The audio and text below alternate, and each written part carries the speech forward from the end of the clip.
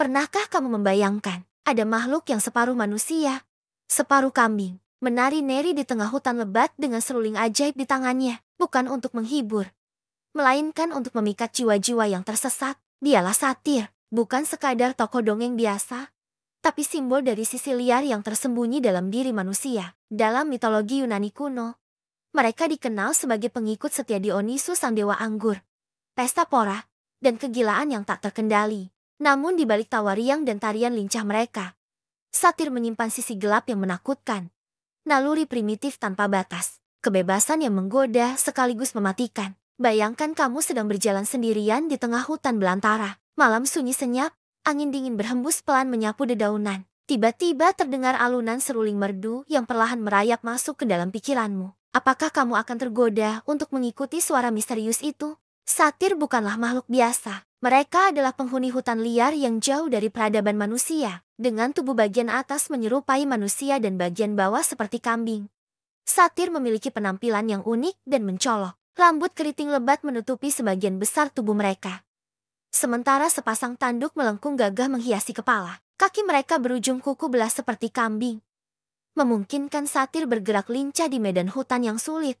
Namun bukan hanya penampilan fisik yang membuat satir begitu memikat. Mereka dikenal memiliki kemampuan musik yang luar biasa, terutama dalam memainkan seruling. Alunan nada-nada magis dari seruling satir konon mampu menghipnotis siapapun yang mendengarnya. Banyak kisah kuno menceritakan tentang para pengelana yang tersesat di hutan, terpesona oleh melodi indah seruling satir, lalu menghilang tanpa jejak dibawa ke dunia yang tak pernah bisa kembali.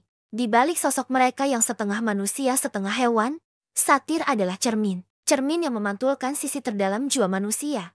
Hasrat liar yang terpendam, keraguan akan aturan-aturan sosial, dan keinginan untuk bebas dari segala batasan. Mereka menggambarkan konflik abadi dalam diri kita antara naluri primitif dan nalar, antara kebebasan tanpa batas dan norma-norma masyarakat, antara kesenangan sesaat dan konsekuensi jangka panjang. Dalam mitologi Yunani, satir sering digambarkan sebagai makhluk yang gemar berpesta, mabuk-mabukan, dan mengejar para nimfa cantik di hutan. Mereka mewakili sisi hedonistik manusia yang mencari kesenangan tanpa memikirkan akibatnya. Namun di balik keceriaan itu, satir juga simbol dari bahaya yang mengintai ketika kita membiarkan nafsu menguasai akal sehat.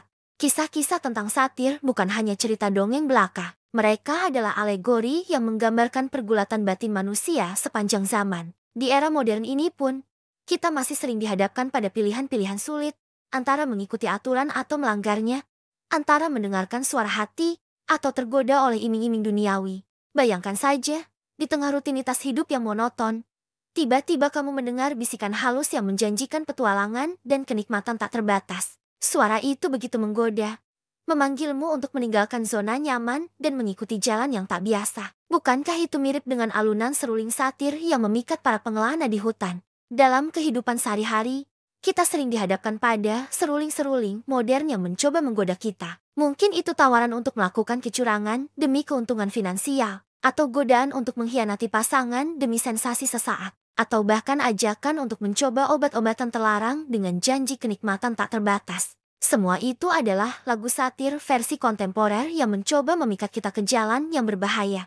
Namun seperti halnya dalam mitos kuno, mengikuti panggilan satir selalu membawa konsekuensi. Mereka yang tergoda oleh alunan seruling ajaib itu mungkin akan menemukan kebebasan dan kesenangan sesaat, tapi seringkali berakhir tersesat tanpa jalan pulang. Begitu pula dalam hidup nyata, membiarkan diri dikuasai oleh hasrat liar tanpa kendali, bisa membawa kita ke situasi yang sulit untuk diatasi. Di sisi lain, keberadaan satir dalam mitologi juga mengingatkan kita akan pentingnya keseimbangan. Meski berbahaya jika diikuti tanpa batas, sisi liar dalam diri manusia juga punya perannya sendiri. Tanpa sedikit kegilaan satir, hidup bisa jadi terlalu kaku dan membosankan. Tantangannya adalah bagaimana menyalurkan energi liar itu ke arah yang positif dan produktif. Satir mengajarkan kita untuk tidak selalu menganggap segala sesuatu hitam dan putih.